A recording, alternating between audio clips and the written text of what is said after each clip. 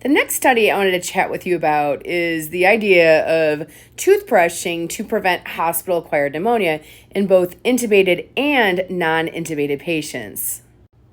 Hospital-acquired pneumonia is by far the most prevalent infection patients can acquire. And, it's interesting. We see hospital-acquired pneumonia even in OB patients who would be considered low risk by most standards.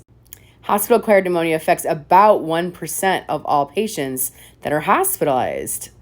And we know there's major issues. When patients develop hospital-acquired pneumonia, they have increased mortality, increased length of stay, and definitely increased cost. So it's a major, major issue. Likely, patients are experiencing micro and macro aspiration of oral flora. And so the whole hypothesis is, would rigorous toothbrushing disrupt biofilm and plaque in the mouth and prevent pneumonia while hospitalized?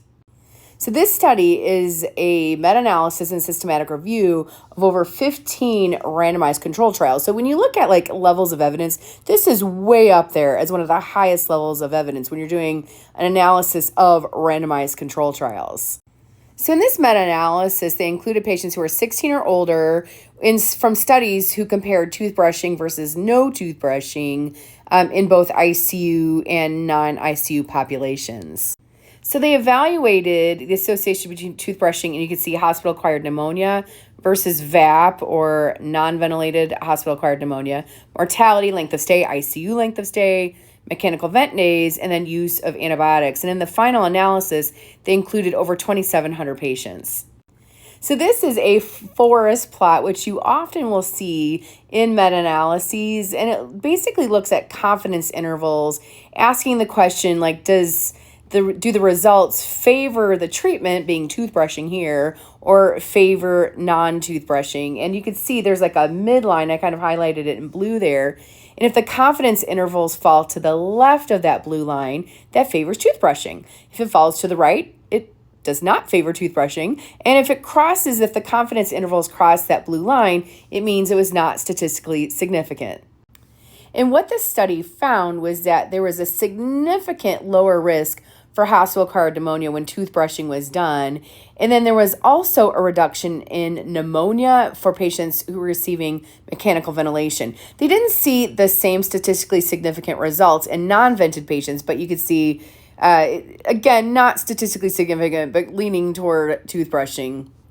It's very doubtful it's going to be harmful unless you're on massive anticoagulation.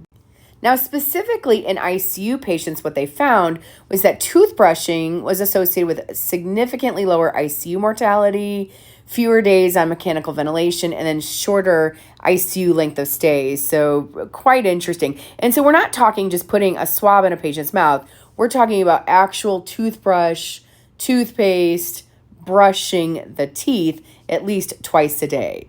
So super interesting results. I'm kind of excited about this because we know hospital-acquired pneumonia is not good and our patients do not fare well when they develop it. And I will say, yes, you can successfully and adequately brush someone's teeth when they're on mechanical ventilation. Is it easy? No. But if you get used to doing it, does it become easier? The answer is yes. So anyway, would love to know your thoughts. Are you brushing patients' teeth at least twice a day in your unit? And is your unit tracking hospital-acquired pneumonia and then ventilator-acquired pneumonia? Would love to know in the comments. Write me a note and let me know what your hospital's doing.